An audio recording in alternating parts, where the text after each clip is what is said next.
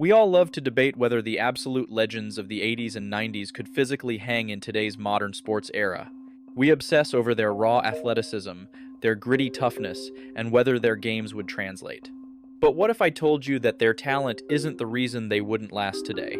Today, we're not talking about vertical leaps or 40-yard dash times. We're pulling back the curtain on the wild, unfiltered, and downright shocking off-field behavior that sports leagues use to just sweep under the rug.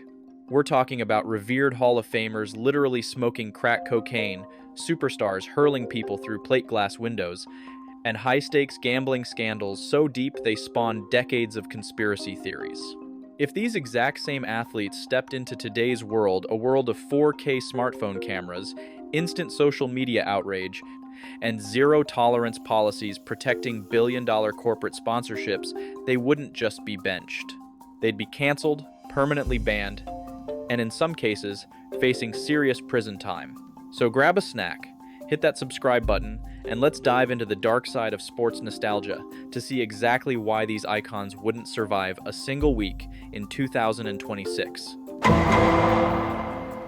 We aren't just talking about partying, we are literally talking about smoking crack. Lawrence Taylor, arguably the greatest defensive player ever, had a severe addiction to crack cocaine that spanned his playing days and into retirement. LT has openly admitted his drug use started as early as his second season in 1982. As crack became prevalent in the 80s, he transitioned from powder cocaine to crack. Think about how strict the NFL's substance abuse policy is now. Back then, Taylor admitted he used other people's clean urine to pass league drug tests before protocols were tightened. In his autobiography, he candidly described how crack drained his finances and led him to spend days wandering through dangerous neighborhoods chasing a high. And the arrests didn't stop. After he retired, he was arrested in 1996 for trying to buy $50 worth of crack from undercover cops, and twice more in 1998 in Florida for the same thing. Then you have the playmaker, Michael Irvin. The star of the Cowboys' 90s dynasty battled a very public addiction to cocaine and crack. In March 1996, police literally raided a hotel room in Irving, Texas, and found Irvin, a former teammate, and two women with a significant amount of cocaine and marijuana. Can you imagine a superstar getting raided with a mountain of cocaine in a hotel room today? TMZ would have the body cam footage up in 10 minutes. And even after he retired, Irvin was arrested in 2001 when police responded to an apartment and found him with a crack pipe. Today, the PR fallout, the immediate loss of sponsorships, and the league's strict substance policies would force them out of the game before their careers even peaked. This category is probably the most frustrating to look back on. Today, leagues like the NFL and MLB have strict, formalized domestic violence policies, like the MLB's 2015 Joint Domestic Violence Policy. But back in the day, the leagues literally did nothing. Let's talk about Jason Kidd. In 2001, this Hall of Fame point guard had a messy legal battle where he was arrested for striking his wife during an argument over a container of yogurt. He literally pleaded guilty to spousal abuse. So, what did the NBA do? Absolutely nothing. The NBA did not suspend him. Instead, the Phoenix Suns reached a mutual agreement for him to take a leave of absence for 6 games. He paid a $200 fine and took anger management classes. That's it. Darryl Strawberry was a massive baseball star in the 80s. In 1987, his wife filed for separation, accusing him of breaking her nose. In 1990, he was arrested for assault after allegedly hitting his wife and threatening her with a handgun. Despite these repeated, terrifying incidents, he just kept playing for the Mets, Dodgers, and Yankees. Look at Warren Moon. He had a squeaky clean reputation until 1995 when he was arrested. His wife told police he choked her until she nearly passed out and scratched her during a fight over credit cards. He faced 0 suspension from the NFL and just kept playing. Jose Canseco was charged with aggravated assault in 1992 for allegedly ramming his Porsche into his wife's car multiple times. In 1997, he was arrested and charged with simple battery for grabbing his second wife by the hair and hitting her. MLB took 0 disciplinary action. If any of these guys pulled this today, their careers would be instantly over. The camera factor is huge here. Imagine if TMZ got their hands on Ring doorbell footage or cell phone video of these incidents today. It's completely game over. Now we need to talk about some stuff that is just flat out disturbing. Karl Malone, the mailman, is the third leading scorer in NBA history, but his legacy has a massive dark cloud over it. In 1983, a 20-year-old Karl Malone impregnated a girl named Gloria Bell. She was 13 years old. Read that again. 13 years old. She gave birth to their son, Demetrius Bell, in 1984. Why wasn't he in prison for statutory rape? The family chose not to press charges because they didn't want to see a local star go to prison, and they believed if he was locked up, he couldn't provide financial support. For over a decade, Malone denied being the father until DNA tests proved a 99.3% probability. When he finally met his son at age 17, Malone reportedly told him, "You're too old for us to have a father-son relationship. You'll just have to make your own way in life." If a 20-year-old superstar in today's NBA was caught getting a 13-year-old pregnant, he would be banned for life and face serious prison time. Then you have Chris Collinsworth, the guy you hear every Sunday night on NBC. In a 1984 local television interview, when he was 25 years old, he was asked about his dating preferences. He explicitly said on camera, "I like girls that aren't too bright. I like the ones that are around 14 to 18 years old." He claimed 18 to 22-year-olds were too focused on their careers, but the younger ones were still wide-eyed. Today, admitting you actively seek out high school freshmen because they are easier to manipulate would have you scrubbed from television and society immediately. Back before everybody was recording everything on their iPhones, athletes threw hands in public and basically walked away unscathed. Let's talk about Charles Barkley. We all remember Ron Artest and the Malice at the Palace, how bad that looked on live TV when players fought fans. Well, Charles Barkley did the same stuff, just outside the arena where the cameras couldn't catch it. In 1997, Barkley was at a bar in Orlando when a 20-year-old guy threw a glass of ice at him. Barkley chased the man down, picked him up, and literally hurled him through a plate glass window. When the cops asked if he had any regrets, Chuck famously said, "I regret we were only on the first floor." Barkley also said some wild stuff about women. In 1990, he said women shouldn't be in sports media, saying, "I think they should stay at home and have babies and cook." That same year, he made a joke about domestic violence, saying, "This is a game that if you lose, you go home and beat your wife and kids." If Chuck threw a guy out a window and made a wife-beating joke on TikTok today, canceled forever. But throwing a guy through a window is nothing compared to Marvin Harrison. Harrison was the quietest, most unassuming wide receiver in the NFL. But between 2008 and 2009, he was embroiled in one of the strangest scandals ever.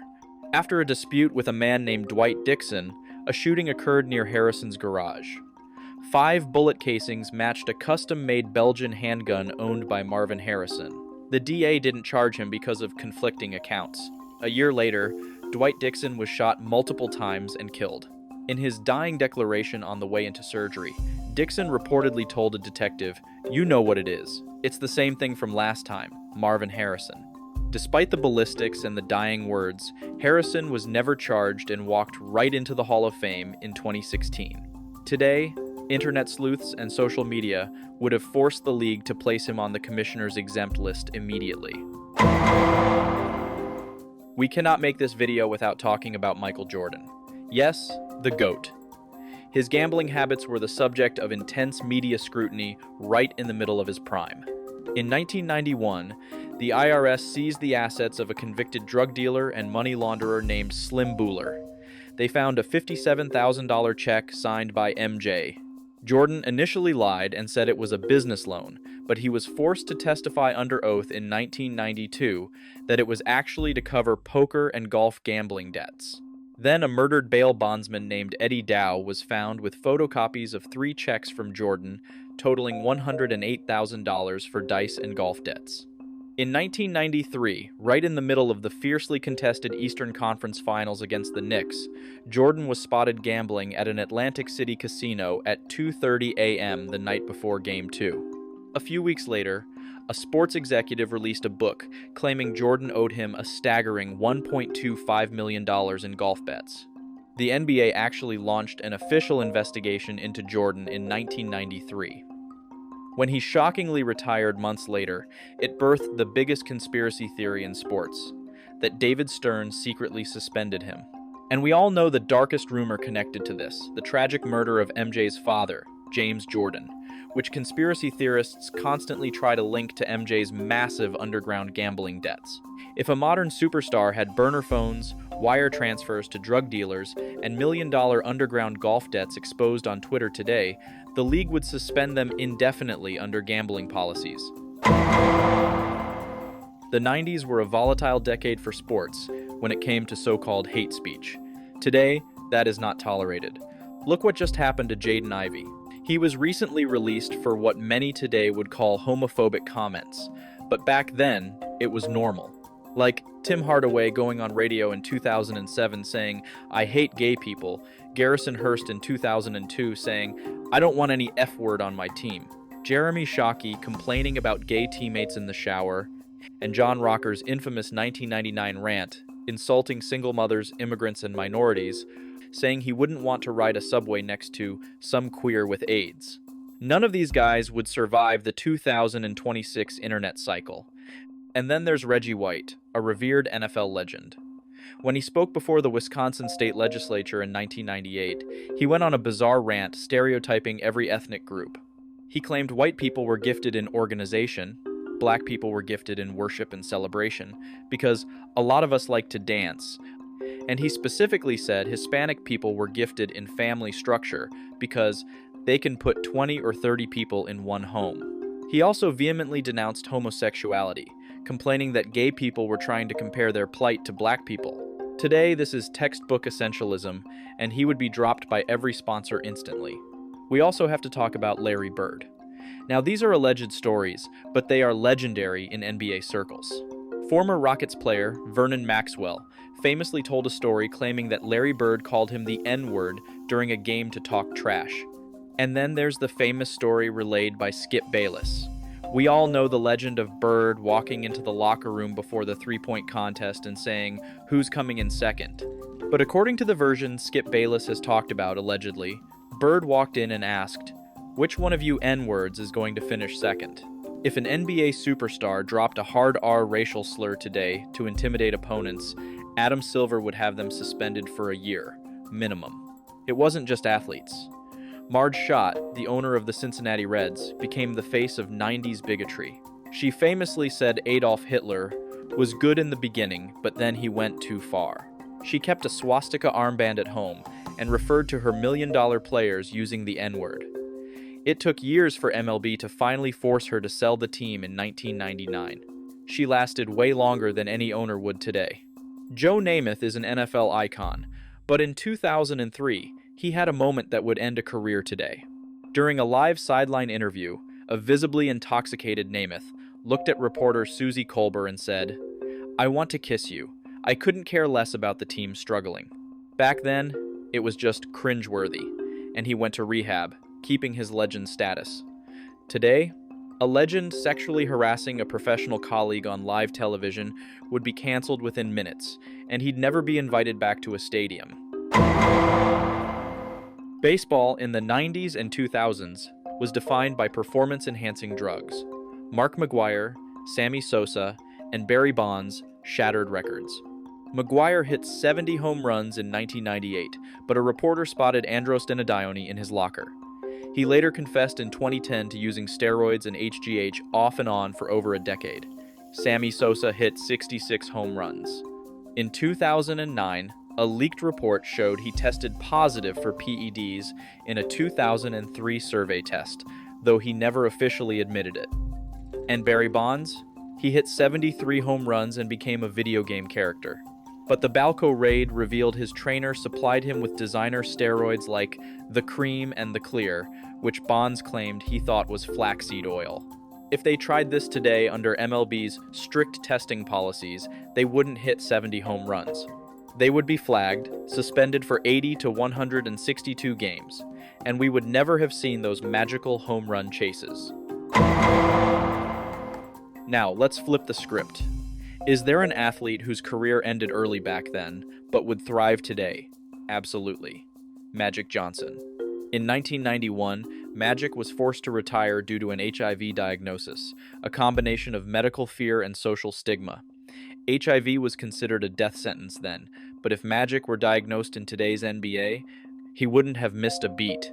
Modern antiretroviral therapy can suppress the virus to undetectable levels. And medical science has proven undetectable equals untransmutable. The risk of him passing it on the court is non-existent today. Magic was only 32, and in his prime when he retired. With today's medicine, he would have played into his late 30s, likely racking up 15,000 assists and altering Michael Jordan's championship runs. There is one athletic profession that could last in any era: boxing and mixed martial arts. Why? Because they literally fight people for a living. They punch and kick each other in the face for money. Because of that brutal reality, society has always given them a pass to say the most outlandish, villainous things to sell pay-per-views. Just look at Mike Tyson. In his prime, he was telling reporters he wanted to eat his opponent's children, or threatening to raw dog other grown men in front of a crowd. The violence and the trash talk are part of the product. They aren't held to the corporate Disney standards of the NBA or NFL because the entire business model is built on blood and animosity. Look, I'll be honest with you guys. I personally like things the way they used to be. Let the police handle their jobs and let the athletes do theirs. If an athlete commits a crime and gets locked up, then yes, they should absolutely be suspended without pay for the amount of time they are behind bars. But for the most part, I think they shouldn't be punished by their employers just for being flawed humans making mistakes off the clock. Think about it. A doctor or a lawyer could be caught on camera doing something terrible, like beating their wife, and as long as it isn't reported to the police and no legal charges are filed, they get to keep their jobs. They are not held to the same public moral standard. But in the NFL or the NBA, a video leaks online, and even if the police don't say a word and no charges are ever filed, the league will still step in, suspend the player, and potentially ruin their career. Sometimes simple accusations are enough to get a player suspended. I really don't think it's fair that athletes are held to this completely different, hyper-strict standard compared to everyday professions. But at the end of the day, that's just the way it is nowadays. It all comes down to corporate advertisement dollars. The leagues are protecting their billion-dollar brands, and they refuse to risk losing sponsors over off-field drama. Because of that money and the power of social media, the wild, unfiltered days of the 80s and 90s are gone forever. What do you guys think? Should leagues stay out of players' personal lives unless the police are involved, or is this modern, strict era better for the sport? Let me know in the comments below. Don't forget to subscribe, and I'll catch you in the next one. This is ASED. Like, comment, and subscribe, and have a great day.